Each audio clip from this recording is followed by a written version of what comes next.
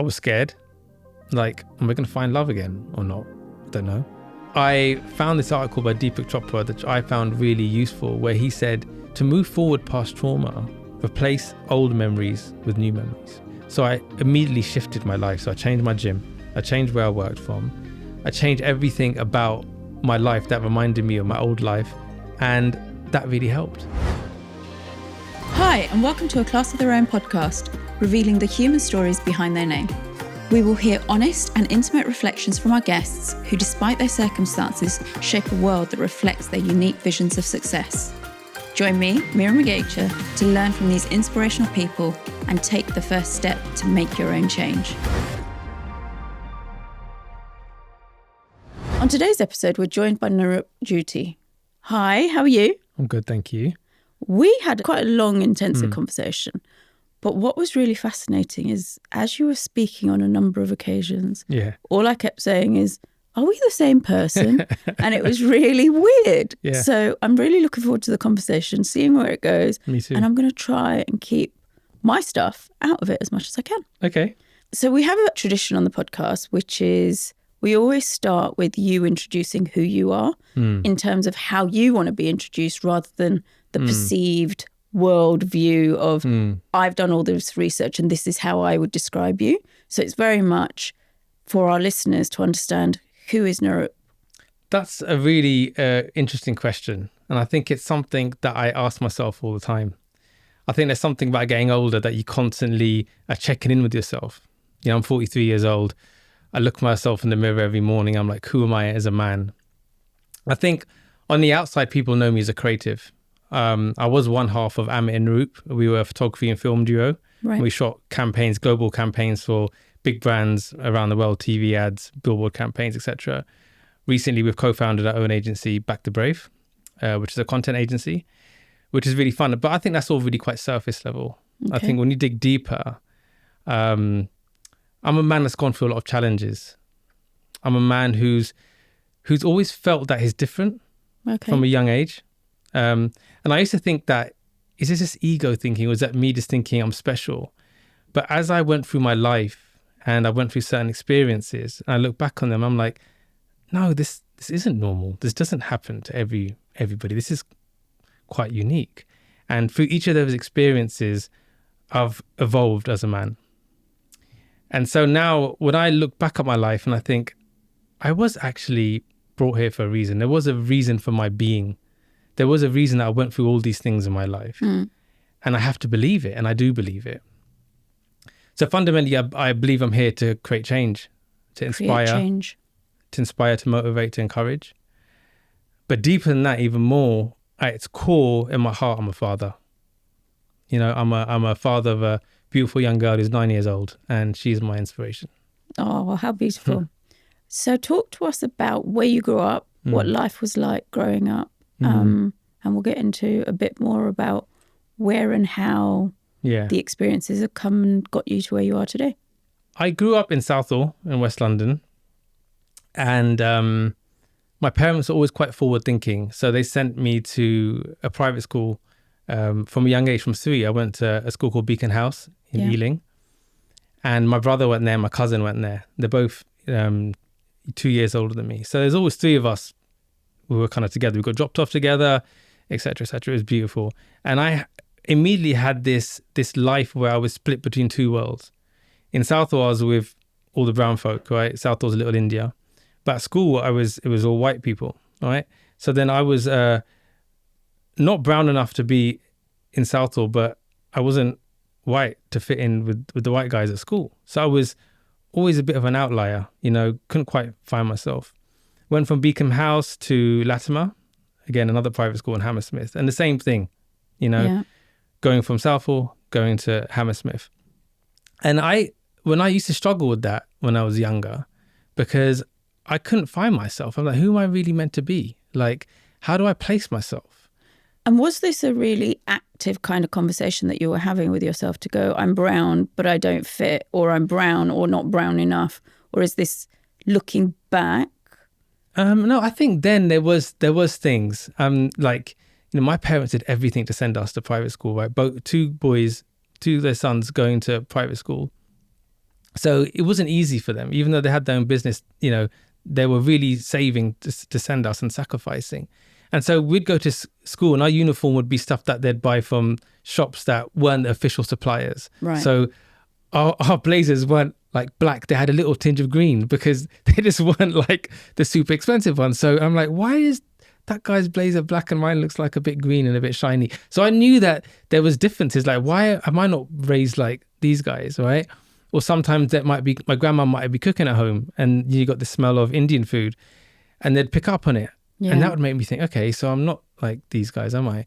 But then I'd come home and I'd hang with my mates and I'd realize that they all listen to Bhangra. And I never really listened to Bhangra because my mates were listening to hip hop and R&B and rock and stuff. So I wasn't listening to that. So I was like, okay, so I don't quite know what's going on here. I'd go to the Gurdwara and I'd chat to the guys and it'd be good. It'd be surface level conversations. I couldn't resonate or empathize or understand their kind of situation because they went to schools in Southall and Hounslow and stuff. And what about the trio of you who went to the same school and same thing? My brother was the same. My cousin was the same. Okay. And we've all been the same. None of us, we all listened to hip hop, had the same inspirations, and all felt the same way. Right. But then I used to get bullied at school because of my eye condition, and then I used to get bullied at home as well, and that was difficult for me because it really crushed my confidence from a very young age. And I remember people used to look at me and they were like, who's he looking at? Is he looking at me? Is he looking at the person behind him? And that really used to throw me off because here was a young boy trying to find himself and I'm just constantly getting teased about something I couldn't help. Yeah, it's completely outside of your control. Yeah, so I didn't quite understand it. And I used to ask my dad, I asked him once in a car journey, I can still remember, I don't know how old I was. I was like, Dad, do you think if I pray to God hard enough, he can make my eyes be better? And he's like, don't worry, son, you're fine the way you are. So that was really deep, and it's still quite raw to me now, even though I've learned to process it as a man. If I think about it hard enough, it will just bring me to tears because I really struggled with it. Yeah. And it crippled my confidence for a very, very long time. And I was always looking for validation from people thinking, am I like you? Because I don't feel like you. And when you say looking for validation, what kind of validation was it that would help, if anything helped? One thing was, do you find me attractive? Even though I had a girlfriend when I was 15, I still didn't really know, okay, what do other people think of me? It's not like I dated around. Do I look weird to you? Like, do I look like a freak? It was quite raw. Yeah. It was deep. And it was deep. And I had to really process that. Really had to process that and understand that and what it meant.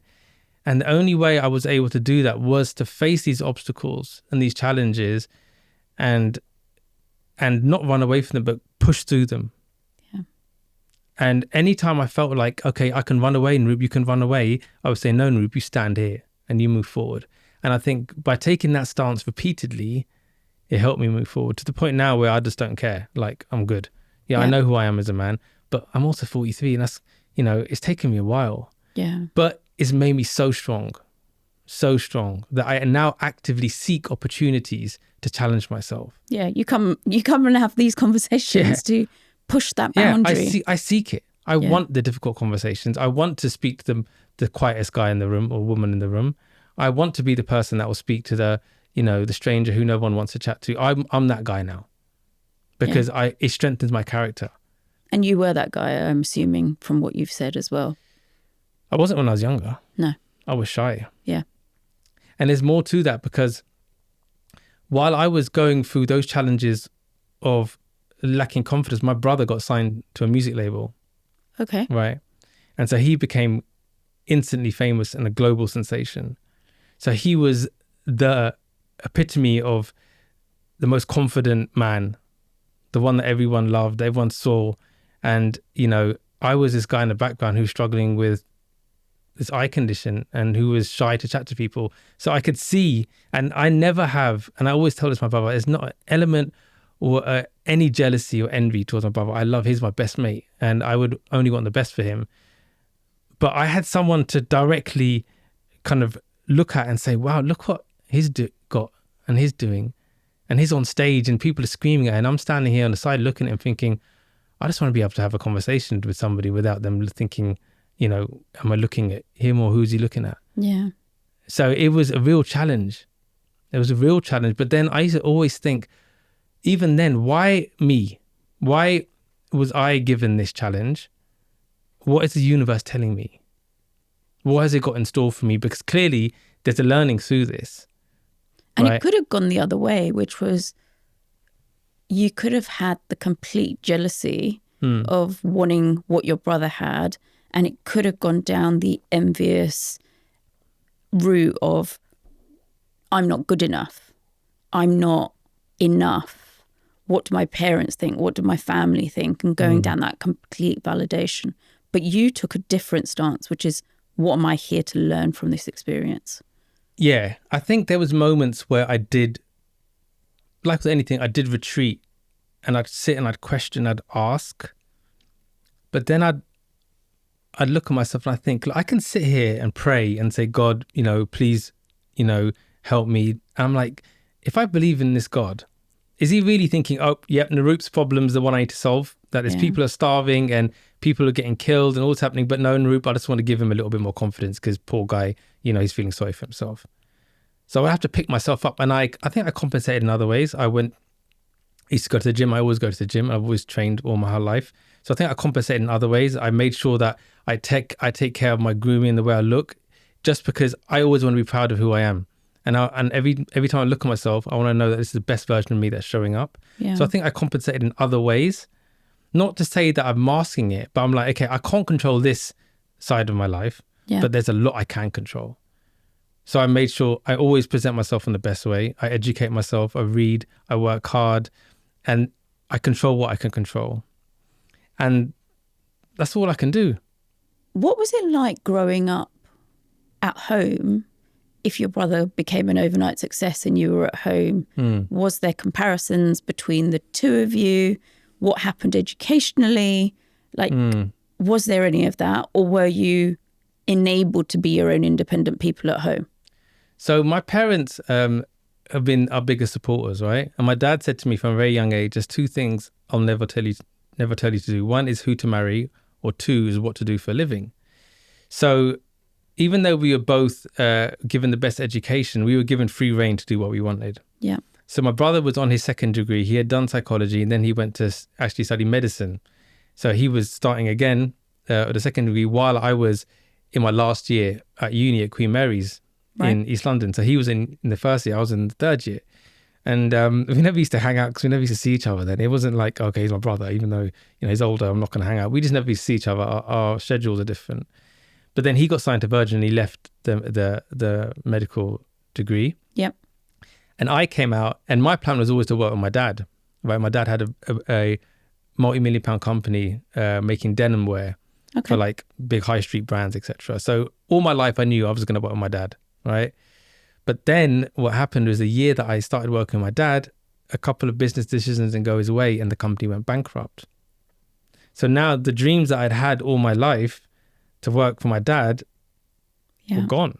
And now I was working in market stalls with my mum and dad trying to sell stock. And that was hard because I'm like, what? I'm like, why am I stood here? I got like a 2-1.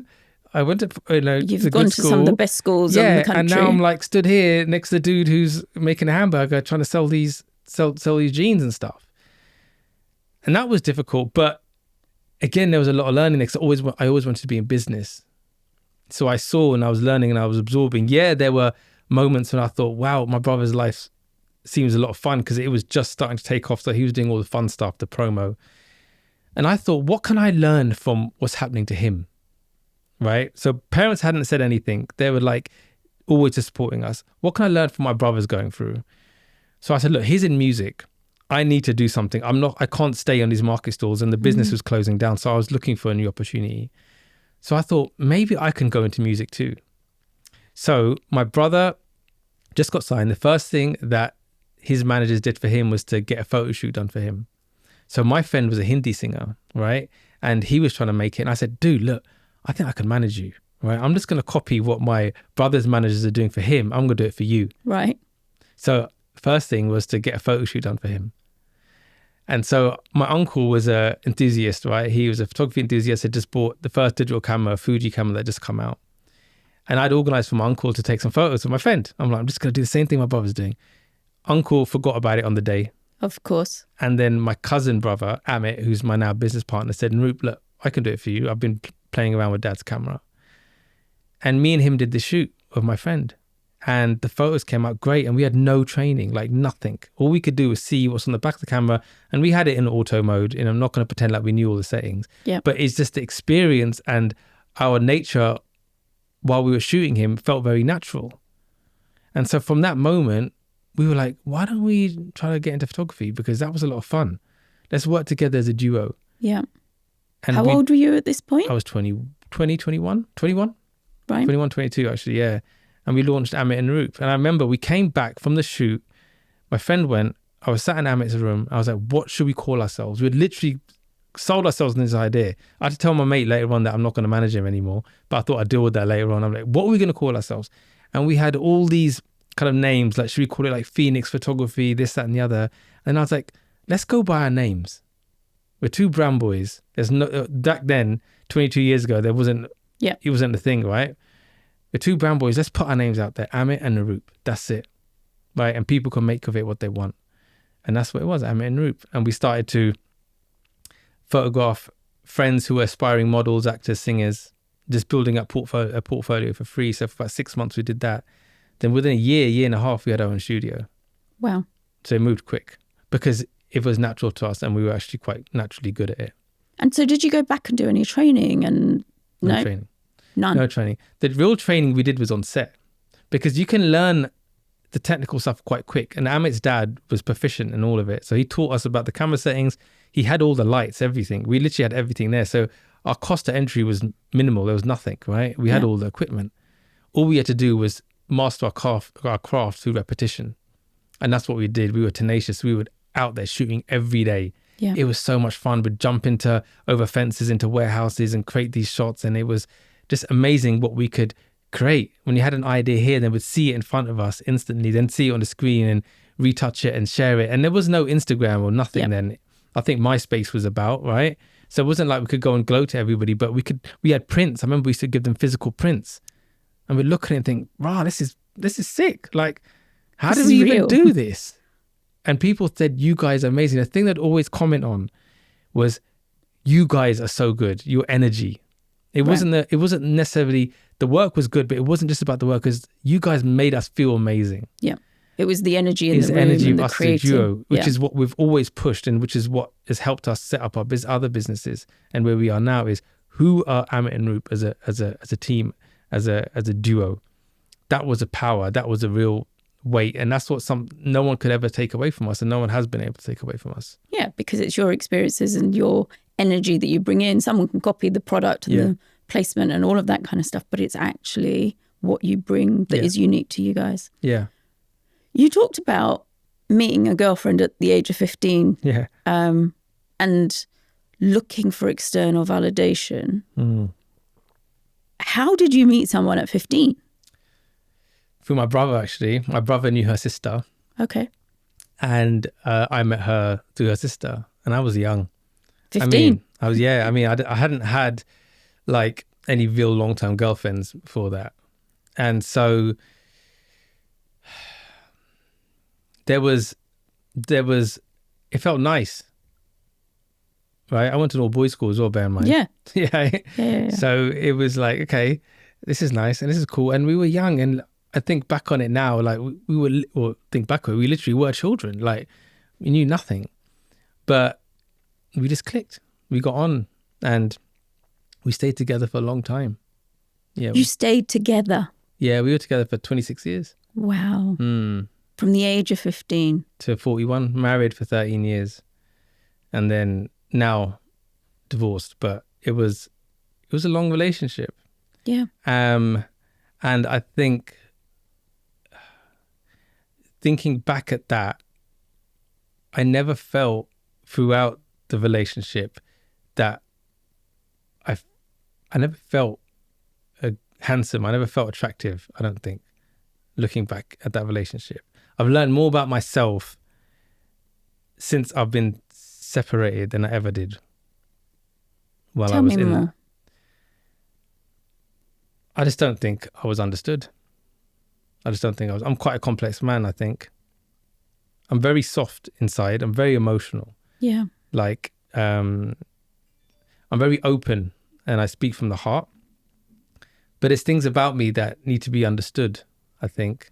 And someone said to me, which made total sense, is that women have this ability to reflect different versions of a man to them, right? So if you've been dating different women, each woman would reflect a different version of you back to yourself. Right. Yeah. Right? I only ever had one reflection. And that reflection, I don't think empowered me. Right? When did you realize that? After I separated. So what was it like being in that relationship while you were in it? Oh, don't get me wrong. There was long periods of just me being happy, but I didn't know any better. Yeah. But I think I probably, and I won't blame anything on my ex-partner. I don't think she didn't do, it wasn't down to her, it was down to me. Yeah. I didn't have enough experiences. Not experiences with other women, but just life experiences. I wasn't challenged enough. Yeah. You grew up together. We grew up together. And therefore you knew. It was all very safe. Yeah. It was all like, okay, I've always got my girlfriend there, and then I've got my work, and then there was no like hardship for me apart from business work. Yeah. But then I had Amit there to help me with that too, right? There was no solo challenges. There was no like me going to my core, to the darkest place and rebuilding myself. I didn't have that, and I think men need that. I need that especially. I grow through my adversities, and I just hadn't had it enough. And when I came out of that marriage, I felt I went into a very dark place, but then built myself back up and was enlightened with this confidence of who I really am as a man now. So talk to us about that process of going through a divorce or splitting up, because it takes time for the divorce to actually happen. But what was it? What was the experience? What were the emotions? What were the feelings that you were going through? Especially because you'd been with this person for such a long time. I think initially there was this big sense of loss, of a massive hole, because I'd spent 26 years with this person, right? And so knowing now we were no longer going to be together, there was a massive hole. Yeah. You just become like part of each other, don't you, really? Yeah, right? you do, because you've been together since you were 15 as well. And so there was that. But my main thing was about my daughter. Okay, what do I do for my daughter now? How do I make sure she has the best life? And I kind of parked a little bit of my feelings for maybe the first month or so, just to try to get my daughter's life in order. Okay, how are we gonna share her time? How are we gonna make the timetable run, etc. But as soon as that was all kind of working, and I knew we had a good system, then I just kind of looked back at myself, and thought, okay, how do I really feel? And I was scared. I was like, am I gonna find love again or not? I don't know. Right? Am I gonna stay single forever? I don't know. Will I have another kid? Will I get married? Do I want to get married? Lots of questions. Yeah. I had a couple of sessions of therapy, which didn't really help, because I think the therapist probably wasn't the right therapist for me. Yeah. But what I did do was a lot of searching myself. And I found this article by Deepak Chopra that I found really useful, where he said, to move forward past trauma, replace old memories with new memories, right? So I immediately shifted my life. So I changed my gym. I changed where I worked from. I changed everything about my life that reminded me of my own life, right? My old life. And that really helped. And then I started going on dates. I went on my first date maybe 2 weeks after I found out we were no longer going to be together. Not to go out and have fun, but just to let me shake up what's happening in my life. Let Wow. me just feel something else. And immediately I realized that speaking to a different woman really did help me. Not because I'm now trying to chat her up, because it wasn't like that. We were friends anyway before. But it was just knowing that there's someone here who can understand me and who sees me differently than I see myself. And then when I was exposed to that and people said, Naroop, you're like this. This is what we've believed in you. You've always been like this. And I've always believed that I've been a strong man. I am a strong man. But that repetition really gave me that confidence to initially lift me up off the ground. It was a helping hand. I needed just to get up. Yeah. Then when I was up, I was like, okay, now Naroop, do this work. And I knew I had to do the work myself. I knew I couldn't rely on other people to help me through this, because if I relied on them and they weren't there, then I'd feel lost again. I had to be stronger myself. This episode is brought to you by Play for Change. Play for Change brings together leadership coaching, expert facilitation, and builds communities. They help craft real connections, spark learning, and turn play into powerful experiments to enable better relationships with yourself and others around you. To find out more, go to playforchange.co.uk. Links are in the show notes below. When you think back about that initial period and you reflect back on the younger self that you said was really struggling and needed the external validation, how does that correlate with what you were doing in those initial days, weeks, months? Does it correlate? Yeah, I think I didn't realize what people thought about me initially. I think women specifically, because they knew me as this loyal guy, a good guy. Right. Yeah. Not a nice guy. A nice guy and a good guy is different. Not someone who kind of like doesn't have values and boundaries. A good man who stands by his word, who works hard, and this guy's sticks to his word. Right. As soon as I became single, I started to realize that women that I'd known for quite a long time found me attractive, right? And so now I was getting approached by women. I'd go out, and it was almost like maybe I was radiating a different energy. Yeah. Right. And it's not that I was just seeking validation from women. It's not. I was seeking I guess everyone seeks validation in different ways, but then I never had that experience. Right. I never had to go out as a single man. Yeah. Like, it wasn't a thing you did for 20 odd years. Yeah, I never used to go out and try to chat up women. Yeah. I didn't need to. So now I had the ability to actually go and speak to women, knowing that, okay, I am single, right? I got a different feedback back. And so that made me think, okay, I'm looking at myself in the wrong way. That really helped me. Yeah. I think in those initial times. But then stuff just started to work out. That projects that we were working on started to materialize and come together. And I started to realize that this was all written. This is all part of the process. I had to go through this. I reflected back on my marriage and my life, and I realized that actually the partner that I wasn't the right person to take me to the next place. To the next place. She wasn't the one that was meant to come with me. And I came to peace with that very quickly. Wow. Yeah, I could see it because now I wasn't in it. So it was almost looking outside in and seeing. It helped me to build this amicable relationship I have with her now, is that, you know what? We weren't meant to go anymore. Yeah. The universe said, you guys, your time's up. My daughter was at the right age where she still knew mum and dad for who they were, but she was happy with mum and dad too. She wasn't like, oh, I just need mama, right? Or I just need dada. She was in the middle. Cool, I can spend time 50-50 with both of you and I'm good. So she was the right age, and she handled it so well, which is another reason why I think it was the right time. Because the fact that she's handled it so well, I think has made the separation easier, because if I didn't get enough time with her, right, or if I felt that the relationship had suffered with my daughter, I think I'd be in a much different place. So that was good. So I was like, okay, I can see that life wasn't meant to be anymore for me. What have I got in store for me right now? And I was always looking forward and not looking back. Was there anything else that really helped propel you to be able to see that life needed to be different for you from this point forth? Yeah, I started to believe in energy and my gut intuition a lot more. I started to realize that nothing ever just happens. Right? Things don't just happen for the sake of it. And this might sound, people may not believe in it, but I do.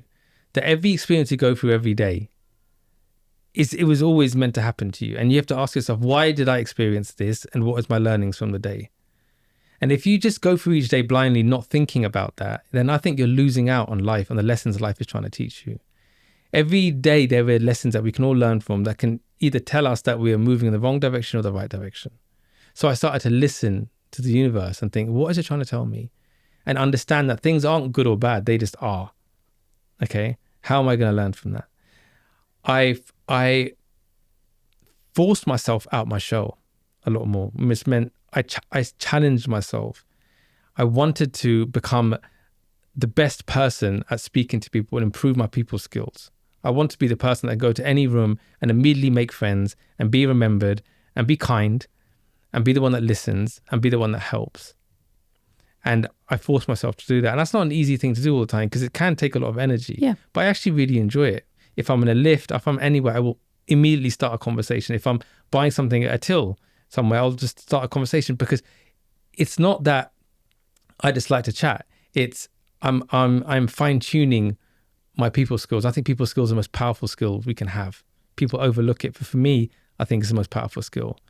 So I did that. That really helped. And I think I read this thing where it said, to get over stuff, you should try to strive for something new. And it's not about achieving that, but it's progressing towards it. Yeah. Is very rewarding. So I set myself challenges, right? I always wanted to have my own film production company.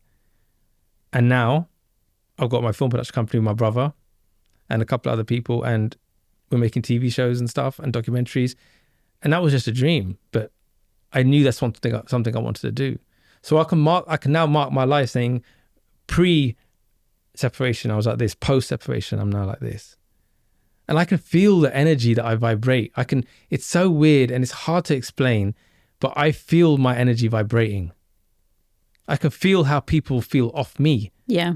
I was just about to ask you that in terms of, can you feel the fundamental difference 100%. when you're in a 100%. room with people you knew versus people who are new in your life? Yeah. And do you feel a difference when you're around the different groups? So pre and post people. Yeah. And this is something else that comes to that validation thing, right? I can feel my energy vibrating. Yeah. I can physically feel it. There's times I sit somewhere, I'm on a train, I'm just looking, and I feel so grateful and blessed of where I am that I feel this rush of positive energy just go through me. Like someone just told me the most amazing news, but I can just feel it.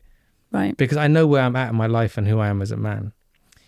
But then I also realized this sense of validation. Now, why were you seeking validation? And I don't want to make it out like I've just been seeking validation from women. It was just like, I had an issue with confidence. Yeah. I was always an outsider. I always felt like I never fit in. So I just wanted to feel part of something. So if I was to, early in my life, if I was to have a conversation with somebody and they didn't really chat to me properly and then they walked off, I'd be like, what have I done wrong? Yeah. Why didn't they It's all about you and not them. But what I realize now is that people vibrate differently. Yeah. So whoever I'm meant to talk to and form a connection with, I will, because we vibrate together the same. And whoever I don't, I'm not.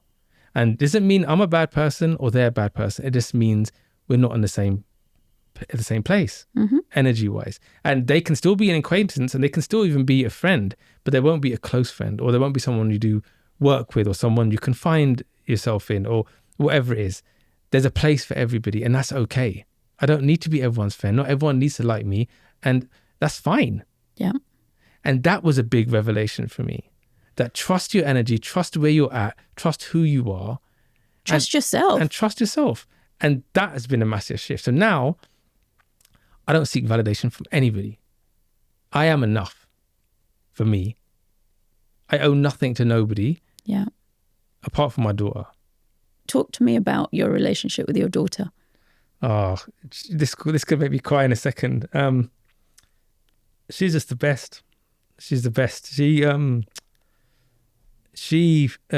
gives me a sense of purpose, and I always say every man should have a daughter, because it really opens them up and softens them up and makes them respect women, which I think is really important, because I can speak about men being a man, that we're just kids. We don't really ever grow up, right? Some people do, some are smarter, some are not. But really, we need a reason for us to keep ourselves in check.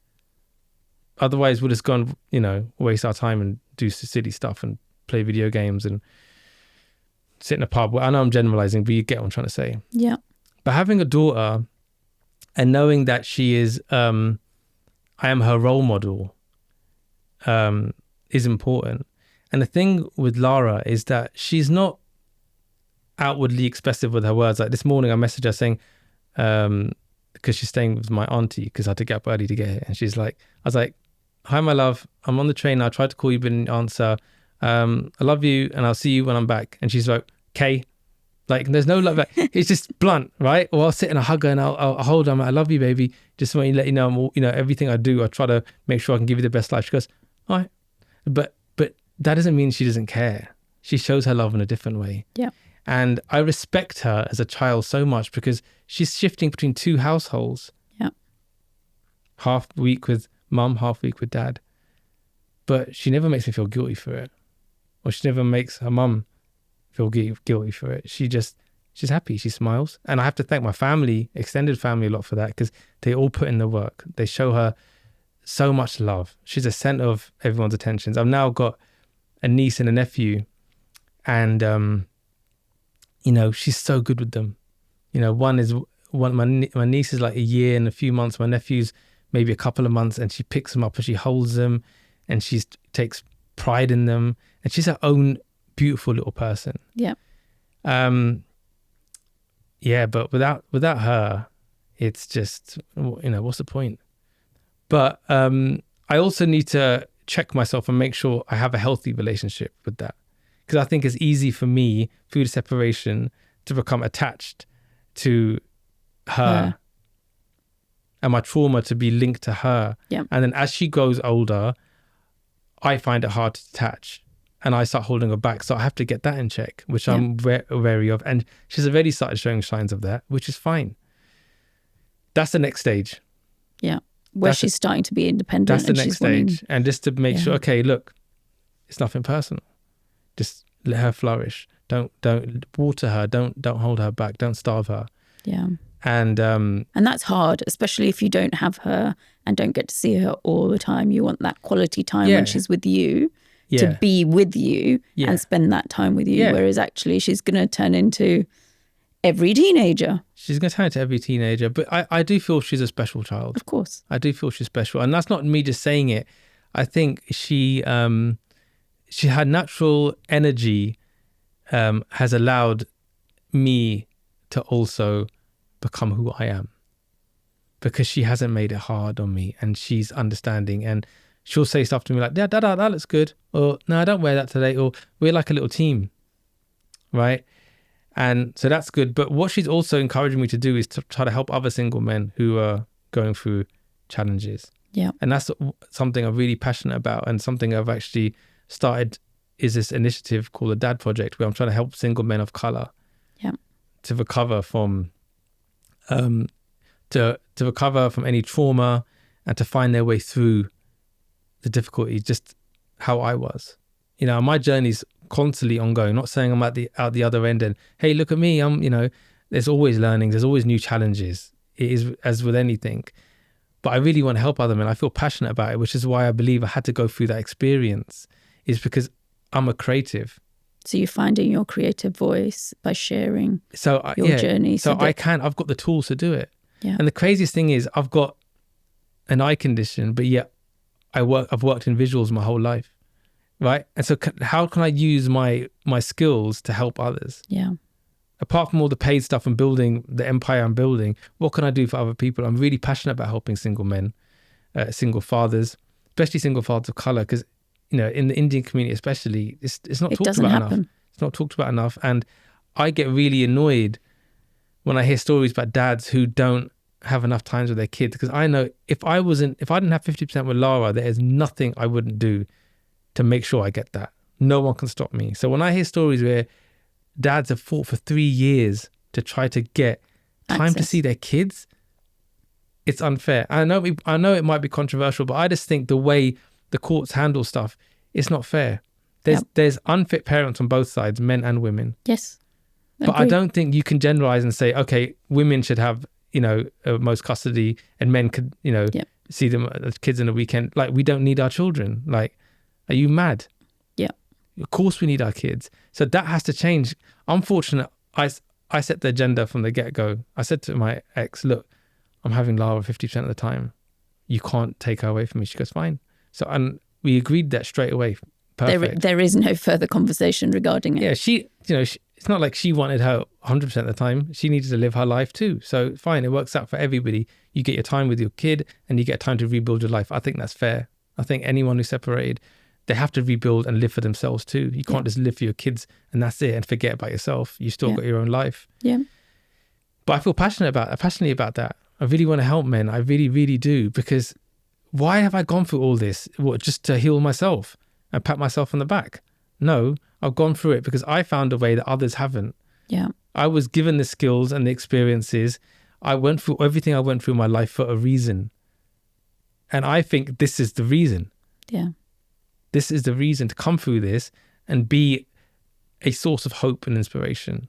And it's something, I'm launching the project in this month, right? Men's Mental Health Month, but it's going to be ongoing. Yeah. And I've had men said they're going to help me. I've had one dad who just hit me on Instagram and said, dude, look, man, I love what you're doing with this. I'm going to offer my services to you for free. I know everything about online marketing, digital marketing, website creation, social media. I just want to build this project with you and so we can create something. It's not charging me anything. It's doing so much work with me. Amazing. Like, and actually there is a lot that needs to be done and the narrative around it has to change. Yeah. I've seen what it does on the other end when men do have to go through it. And it's hard, both from a personal life point of view, but also from a work point of view where I'm talking and coaching men who talk about their challenges, because life is not just work or home, it's all encompassing, and people talk about life as a whole, and going through the loss of potentially not seeing your child except once every other week is ludicrous, and the impact that has on all parts of life is madness. Well, I just don't think it's talked about enough, and I think I think men's mental health is underfunded and misunderstood. Yeah. I'm doing work with this new organization that's just set up. They've got their first event at the end of this month, and I'm going to be a guest speaker talking about my life story. And it's just a small, intimate group of like 20 men doing breathwork exercises, physical activities, and then the men just sharing their experiences. And I'll offer my help and my any guidance and wisdom that I have to anybody, any organization that wants to help men going through mental health, because I think it's so important. Yeah. I still suffer through challenges myself. Well, don't we all? Yeah, it's not a tick box that at the end of it we're done. It's never ending. Like, the hardest thing is, like, how do I balance my life now? How do I give everything time? I've got business opportunities which are phenomenal, but they need time. So I need to give time to my business and my business partner. I've got time for my daughter. I've got time for my relationship in my life, right, with my partner. I've got time as I need to give as a brother, as a son, as all these things. And then I think most importantly, I need time for myself. Yeah. I need time to let this man flourish and grow and be strong. And I don't think it's wrong to say that a man needs to be a man. There's certain things that we need for ourselves as men that give us a sense of self-worth and respect. I think as soon as a man loses respect for himself, it's gone. It's gone. And you can tell when a man has respect for himself and when a man doesn't. Some of it is obvious, like appearance. If someone's in good shape, immediately you think that guy's got discipline. He cares about what he eats. He cares about himself. Everybody takes notice, right? And then how confident is that man? How are they speaking? Do they keep eye contact? Do they ask you questions? Do they ask for your name, or do they shy away? Do they look away from you? Like, these are all things you can tell. And if that man hasn't got respect for himself, then something's up.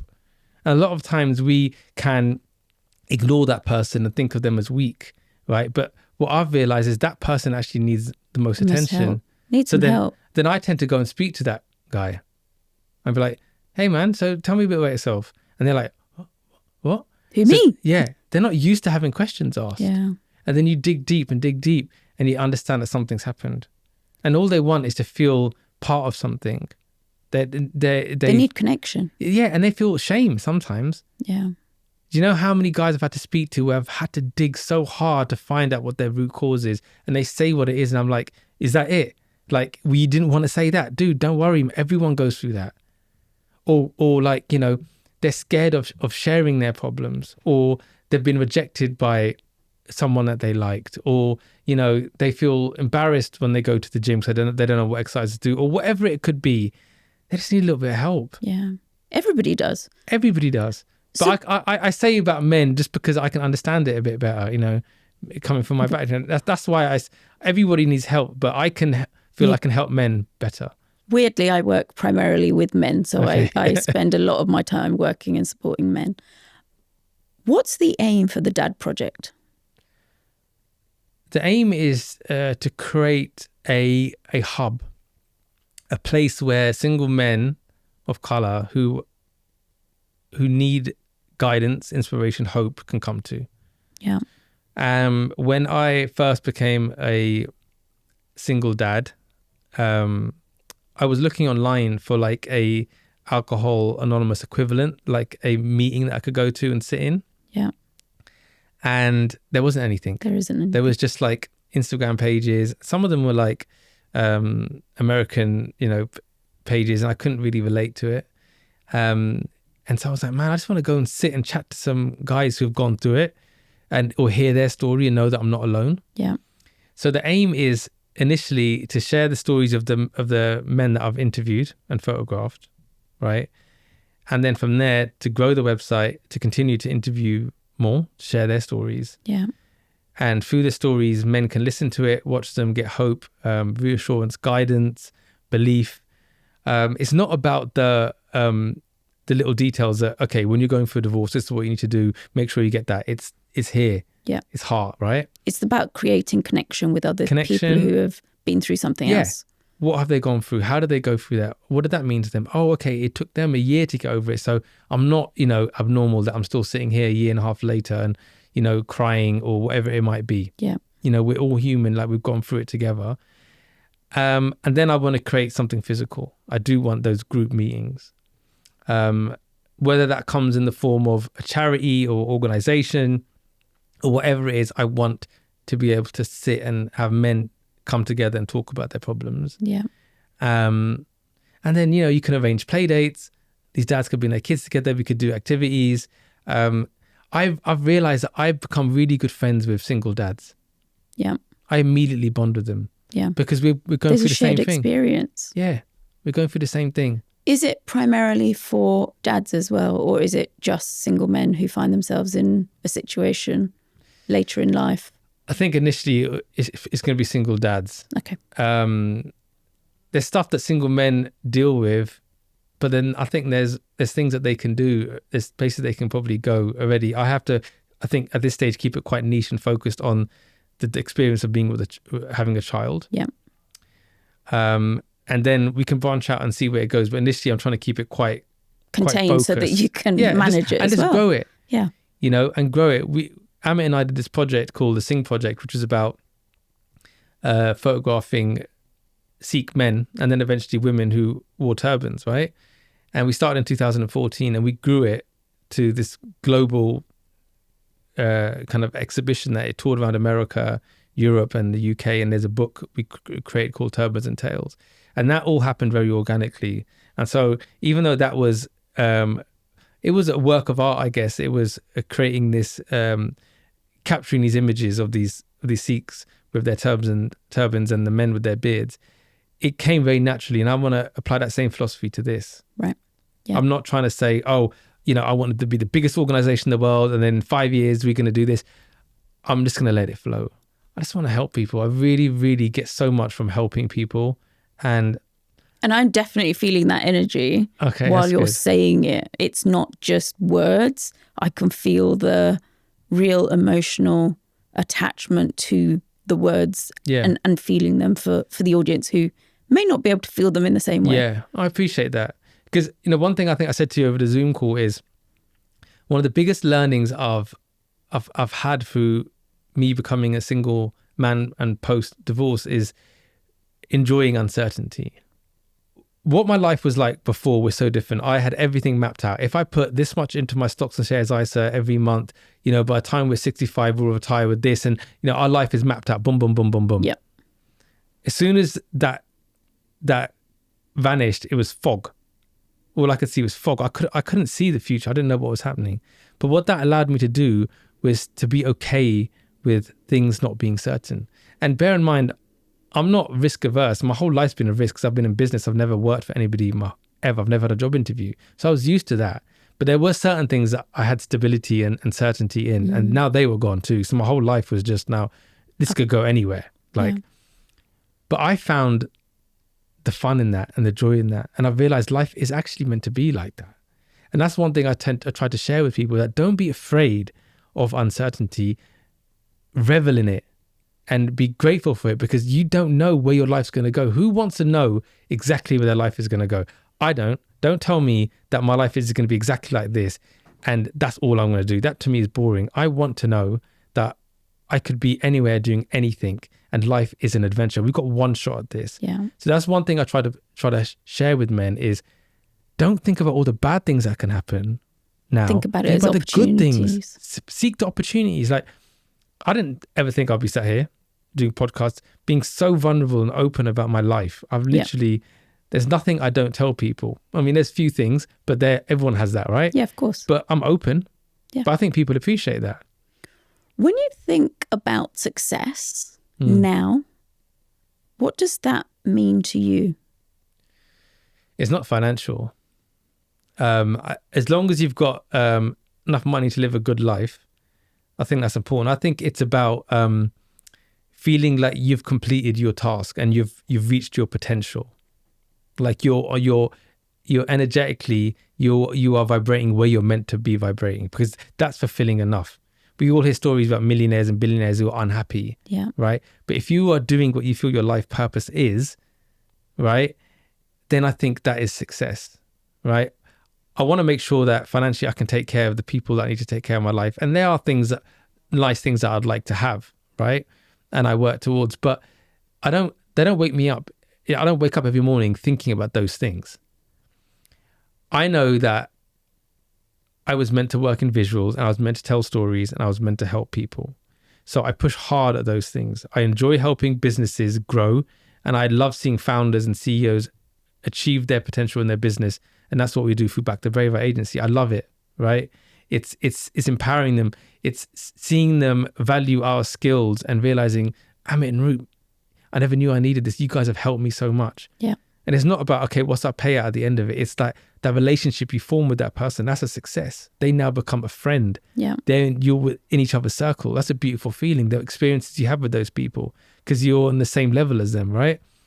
With that film production company, I'm working with my brother on shows and ideas. I never ever thought I'd work with him, right? Yeah.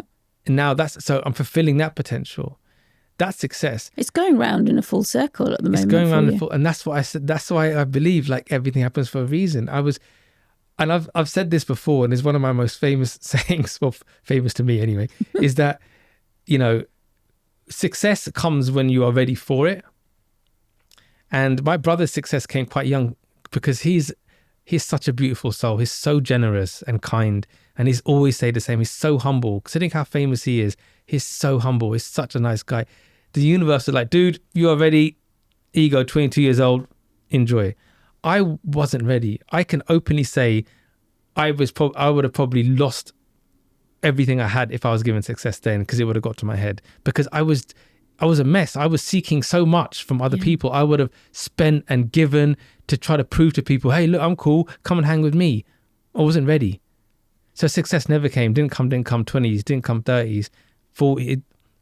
We did well, and we did well that Amit and Naroop stuff. But real success comes when you can have global impact, right? now through all these adversities, for all these experiences, my mold inside is ready to receive success. Yeah. And not flush it down the toilet, but to use it and grow with it and not let it overtake me, but for me to harness it and use it in the right way. That's such a beautiful way of thinking about it as well. But I've said that from a very young age. I remember I explained that to my uncle when I was quite young. He's like, dude, what are you talking about? I'm like, no, trust me, it's like a gold bar. Like, you've got to be ready for it. And I'm not ready yet. My gold bar's not ready and the gold's not being poured in. He's like, what? But I knew it. I knew then I wasn't ready, but I didn't know what the universe had in store for me. Yeah. But I knew I wasn't ready because I knew what my tendencies were like. We've had a really interesting all-round conversation. So I'm going to take you back to the beginning. Based on what you said of who you are, is there anything that you would change or add? No, I don't think so. I think you've picked up on stuff and you've asked some really interesting questions and you've challenged the notions of what I believe I am, but I stay true to what I think I am. I'm proud of who I am, I think is the most important thing. And I love who I am. And that's a huge celebration. That is a celebration. And I just want to share that. I just want to share that energy. I love talking to people. I know it sounds bonkers, but I just like even coming here and chatting to you guys. It's fun. I just like meeting new people, asking questions and learning from them. And that is who I am. And that is what my business is like. It's based on me talking to people, connecting people and helping them grow through relationships. You know, the content, all that stuff is all secondary. The main thing is, do me and you get on, and can you trust me to help you with what you're doing in your work and your business? And if they can trust me, then we'll win. So no, I stay true to who I am. And I hope that people can see that I'm sincere in what I say, and that we shouldn't be afraid to call ourselves who we are. Yeah. And shout it and say, I am this, because as soon as you let it out and you radiate that, you become it. And if it just stays in here, you never quite believe it. Amazing. Thank you so much. Thank you. If you enjoyed that conversation, please share A Class of Their Own podcast with your friends and family. Subscribe, follow and like. It really helps us continue to grow. Keep being you through connection, learning and play. You are a class of your own.